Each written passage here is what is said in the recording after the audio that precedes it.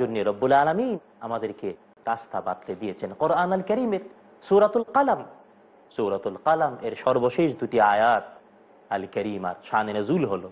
রাসূল সাল্লাল্লাহু তাআলা আলাইহি ওয়াসাল্লাম যখন মক্কাতুল মুকাররমায় দাওয়াত দিচ্ছিলেন, কাফের মুশরিক কুরাইশরা বিভিন্ন ভাবে তাকে বিরত রাখার চেষ্টা করেছে, কিন্তু যখন পারেনি, জাদু টুনা করেও যখন পারেনি, ইয়ামান থেকে ভাড়া করে আনলো দুষ্ট চক্ষু, খারাপ চক্ষু, যে তাকালেই সুস্থ মানুষ দুর্বল হয়ে পড়ে, ভালো মানুষ অসুস্থ হয়ে মরার উপক্রম হয়ে পড়ে।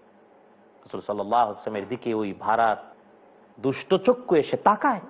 রব্বুল আলামিন নাজিল করে দিলেন আয়াত, আউযু বিল্লাহি মিনাশ শাইতানির রাজীম, ওয়া ইয়াকাদুল্লাযীনা কাফারু লা ইউযলিকুনাকা বিআবসারিহিম লাম্মা সামি'উ যিকরা ওয়া ইয়াকুলুনা ইন্নাহু লামাজনুন ওয়া মা হুয়া ইল্লা যিকরুল লিল আলামিন। রব্বুল আলামিন ইরশাদ করছেন, নবী হে, ওরা চায় দুষ্ট চক্ষু দিয়ে চিরুনির মতো আপনাকে আছড়ে ফেলতে, যখনই জিকির শুনে, সত্যের আহ্বান শুনে, দাওয়াত শুনে, এবং বলে আপনি পাগল। অথচ জগৎ সমূহের জন্য একমাত্র উপদেশ হলে আপনার উপর নাজিল করা কোরআন আর আপনার দাওয়াত। মুফাসসিরিন কেরাম বলেছেন, এই যে সূরাতুল কালামের এই দুটি আয়াত রাসূল সাল্লাল্লাহু আলাইহি ওয়াসাল্লামকে দুষ্ট চক্ষু থেকে বাঁচার জন্য রব্বুল আলামিন নাজিল করেছেন, ইতিহাস তুলে ধরে আমাদের সামনে নাজিল করেছেন। তাই দুষ্ট চক্ষু থেকে বাঁচার জন্য নারী আর পুরুষ এই সূরাতুল কালাম এর শেষ দুটি আয়াত মুখস্থ করে পড়তে হবে। শুধু তাই না, রাসূল সাল্লাল্লাহু আলাইহি ওয়াসাল্লাম দোয়া শিক্ষা দিয়ে বলেছেন, জাদু থেকে বাঁচার জন্য বলতে হবে আউযু বিকালিমাতিল্লাহি তাম্মা মিন কুল্লি শাইতানিন হাম্মা ওয়া মিন কুল্লি আইনিন লাম্মা। শুধু তাই না, রব্বুল আলামিনের প্রিয়তম হাবিব মুহাম্মদুর রাসূলুল্লাহ সাল্লাল্লাহু তাআলা ওয়াসাল্লামের সাহাবায়ে কেরামকেও রাদিয়াল্লাহু আনহুমকে জাদু করার চেষ্টা করা হয়েছে।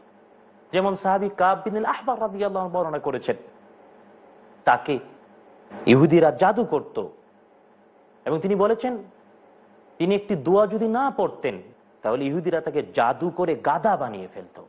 আর এই দোয়াটা হলো আউযু বিল্লাহিল আযীম আল্লাযী লাইসা শাইউন আ'যামু মিনহু ওয়া বিকালিমাতিল্লাহিত তাম্মাতিল্লাযী লা ইউজাওয়িজুহুন্না বাররুন ওয়ালা ফাজির ওয়া বিআসমাইল্লাহিল হুসনা মা আলিমতু মিনহা ওয়া মা লাম আ'লাম ওয়া মিন শাররি মা খালাকা ওয়া যারাআ ওয়া বারাআ। সুতরাং এই দোয়াটি পড়লে জাদু দ্বারা গাধা হওয়া থেকে রক্ষা পাওয়া যাবে। শুধু তাই না, রাসূল সাল্লাল্লাহু আলাইহি ওয়াসাল্লাম জাদু থেকে বাঁচার জন্য আরো চিকিৎসা শিখিয়েছেন। আমরা এই বিষয়গুলো এই জন্য আলোচনা করছি যাতে নিজেরা নিজেদেরকে রক্ষা করতে পারি জাদুর ক্ষতি, জাদুর অপকারিতা, অকল্যাণ থেকে। আর অবশ্যই জাদু থেকে বাঁচার নামে কোনো তাবিজ, কোনো কবজ অথবা কোনো তদবির গ্রহণ করা যাবে না। কারণ রাসূল সাল্লাল্লাহু তাআলা আলাইহি ওয়াসাল্লাম থেকে 18 খানা বিশুদ্ধ হাদিস প্রমাণিত রয়েছে যে তাবিজ তা যে প্রকারই হোক তা নিষিদ্ধ।